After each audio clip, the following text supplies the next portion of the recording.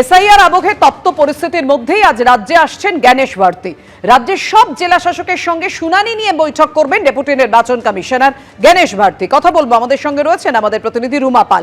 রুমা, শুনানি নিয়ে বিস্তর অভিযোগ সামনে আসছে, হয়রানির মধ্যে পড়তে হচ্ছে ভোটারদের, সে বিষয়ে কতটা নজর দেবেন তিনি? দেখো, জানি রাখি যে একদম এই শহরে পা রাখার পরে কিন্তু বেশ কিছু শুনানি কেন্দ্র তিনি যেতে পারেন, সেরকমটাই কিন্তু এখনো পর্যন্ত জানা আছে এবং সেখানে তিনি ভিজিট করবেন। এবং আসার পর সিও দপ্তরে অবশ্যই বৈঠক রয়েছে, সেটা মুখ্য নির্বাচনী আধিকারিকের সঙ্গে যেমন বৈঠক করবেন, অবশ্যই শুনানি নিয়ে যেমন ডিএমদের সঙ্গে বৈঠক হবে। সশরীরে 6 থেকে 7জন ডিএমকে ডাকা হয়েছে, যাদের সঙ্গে আগামী যে নির্বাচন আসছে সেক্ষেত্রে হাই রাইজ বিল্ডিং এ বুথ করা নিয়েও কিন্তু তাদের সঙ্গে বৈঠক হবে। জানি রাখি, হাই রাইজ বিল্ডিং এ বুথের বিষয়টা কিন্তু কোনোভাবে কোনো সাড়া মেলেনি কোনো জেলা থেকে, সে কারণে কিন্তু সেই বিষয়টা নির্বাচন কমিশন ইতিমধ্যেই সময়সীমা আরো বাড়িয়েছিল। সেক্ষেত্রে কিন্তু একদম 7ই ফেব্রুয়ারি পর্যন্ত সে সময় রয়েছে। হাই রাইজ বিল্ডিং এ কিন্তু বুথ করতেই হবে এমনটা জানিয়েছিল নির্বাচন কমিশন, সেক্ষেত্রে সেই নিয়েই কিন্তু আলোচনা হবে। তার সঙ্গে এটাও ঠিক, শুনানি বিষয়েও কিন্তু আলোচনা হবে এবং তার সঙ্গে সেটা তিনি বেশ কিছু জায়গা ভিজিটও করবেন এমনটাই জানা যাচ্ছে। এবং তার সঙ্গে এটাও ঠিক যে শুনানি শুরু হওয়ার পর থেকে বেশ কিছু অভিযোগ সামনে আসছিল এবং তার সঙ্গে কালকে দেখা গিয়েছিল যে একদম যে অবজারভার যিনি দক্ষিণ 24 পরগনা, তাকে কিন্তু বিক্ষোভের মুখে পড়তে হয়।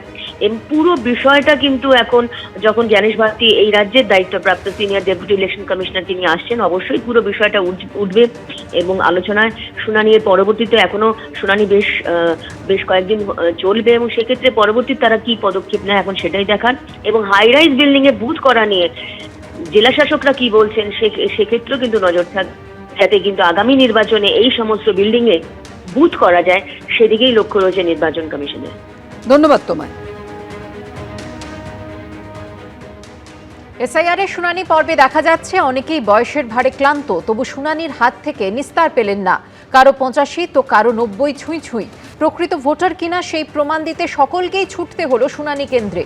উঠল হয়রানির অভিযোগ, কেউ হাঁটতে পারেন না তো কেউ কথা বলতে পারেন না। প্রবল অসুস্থ হওয়া সত্ত্বেও এসআইআর এর শুনানিতে ডাক পড়েছে তাদের। হাজিরা দিতে গিয়ে চরম ভোগান্তির শিকার হয়েছেন বলে অভিযোগ করলেন অনেকে। এরপরই অসুস্থ, অন্তঃসত্ত্বা ও 85 ঊর্ধ্বদের জন্য ছাড় দেওয়ার সিদ্ধান্ত নিয়েছে নির্বাচন কমিশন।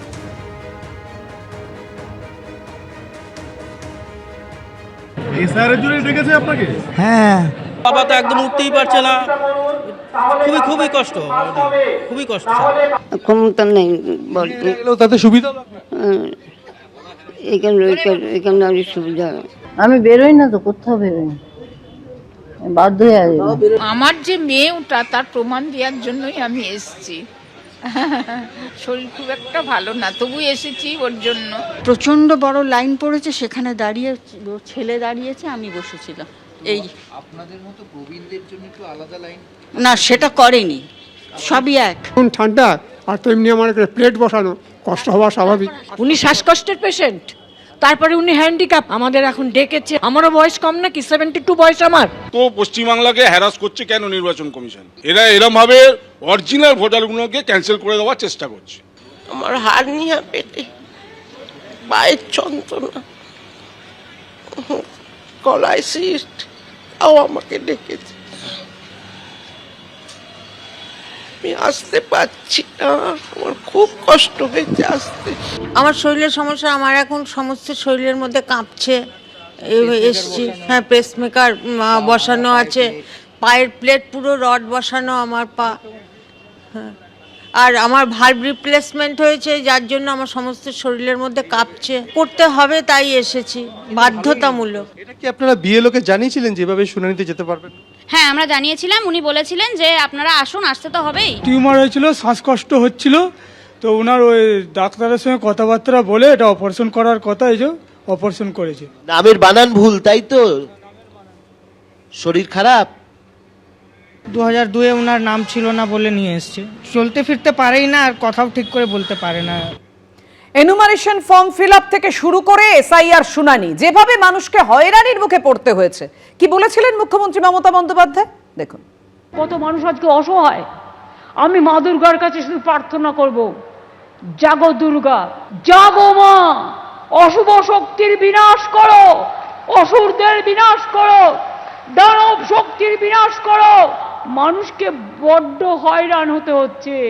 একটা মানুষ বাংলায় থেকে তাকে প্রমাণ করতে হবে আমি এদেশের নাগরিক কিনা। আর নাগরিকের সাথে ভোটাধিকারের কি সম্পর্ক? মনে রাখবেন, সহ্য করছি, ধৈর্য ধরছি, সহ্যেরও একটা লিমিট থাকে, ফোর্স কিন্তু থাকবে। আর এই হয়রানি নিয়ে বিজেপি নেত্রী অগ্নিমিত্রা পাল কি জানিয়েছেন দেখুন।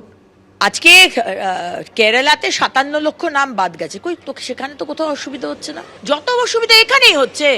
এটা অসুবিধা হচ্ছে, আমরা ক্ষমা চেয়ে নিচ্ছি আজকে এই মমতা সরকারের জন্য। তাদের যে নন কোঅপারেশন এবং কমপ্লিট মানে বিরোধিতা করা এসআইআর প্রসেসের, আজকে যদি তারা পাশে থাকতেন তাহলে আজকে এই মানুষগুলোর অসুবিধা হতো না। এবার কি মুসলিম ভোট পুরোটাই চলে যাবে হুমায়ুন কবিরের দখলে?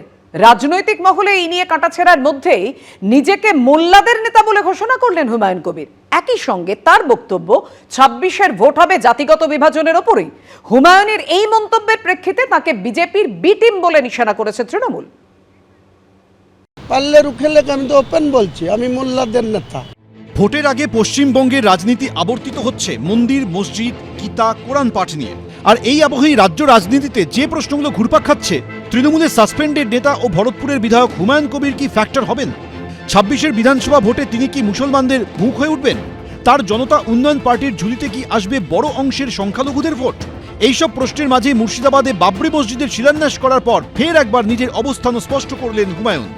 শুভেন্দুবাবু যদি হিন্দু হিন্দু করে, মমতা ব্যানার্জি যদি কম্পিটিশন করে সরকারি টাকায় দুর্গায়ন করা, ওধারে জগন্নাথ মন্দির হয়ে গেছে, আবার কার্নিভাল হয়, আবার 1,10,000 করে দুর্গাপুজোর অনুদান সরকারি টাকা থেকে দিতে পারে, আমি তো মোল্লাদের নেতা সাজবই। ওনারা হিন্দুদের নেতা সাজুক, আমি মোল্লাদের নেতা সাজব। কোনো অবস্থাতেই এই হিন্দু মুসলমান এই ধর্মীয় বিভাজনের মধ্যে দিয়ে বাংলার রাজনীতিটা তৃণমূল করে না। মমতা বন্দ্যোপাধ্যায় সব ধর্মকে তিনি সম্মান করেন। একদিকে যেমন দুর্গা অঙ্গনের শিলান্যাস হচ্ছে, অন্যদিকে আগামী কয়েকদিনের মধ্যেই বাংলায় মুসলিমদের পবিত্র ইস্তেমা কর্মসূচি হচ্ছে। 2011 সালের পর থেকে সব স্তরের সব নির্বাচনে সংখ্যালঘু ভোট ব্যাংক মমতা বন্দ্যোপাধ্যায়ের প্রতি বিশ্বস্ত থেকেছে। কিন্তু এবার কি পরিস্থিতি বদলাচ্ছে? হুমায়ুন কবির সেই অটুট ভোট ব্যাংকে কোনো দাঁত ফোটাতে পারবেন? 26-এর ভোটের জাতিগত যে বিভাজন সেটা প্রকটভাবে হবে। হিন্দুরা হিন্দুদের নির্বাচিত করুক না, 200 সিট হিন্দু মেজরিটি সিট আছে, নির্ণয় করুক না, তারা 200 সিট মমতা ব্যানার্জিকে দিবে না শুভেন্দুকে দিবে। আমি হিন্দুদের সঙ্গে নিয়ে মুসলিমদের সঙ্গে নিয়ে 100 সিট জিতে দেখাবো। বিজেপি যেগুলো চাইছে উনি সেগুলো মুখে বলছেন। আমরা তো বারবার বলছি বিজেপি এবার এরকম সব কিছু B team, C team, D team খুচরো পকেটে কিছু মুখোশধারী বিপ্লবী তৈরি করে কিছু ভোট ভাগের তাল করছে। ওসব হবে না। বাংলার মানুষ জানেন বিজেপিকে হারাতে গেলে ভোট দিতে হবে মমতা বন্দ্যোপাধ্যায়কে। ভোট আসতে এখনো বাকি প্রায় 3 মাস। তার আগে জাতিগত বিভাজনে ভোটের তত্ত্ব উস্কে দিলেন হুমায়ুন কবির। পার্থপ্রতিম ঘোষ, কৃষ্ণেন্দু অধিকারী, এবিপি আনন্দ। এবিপি আনন্দ, এগিয়ে থাকে, এগিয়ে রাখে।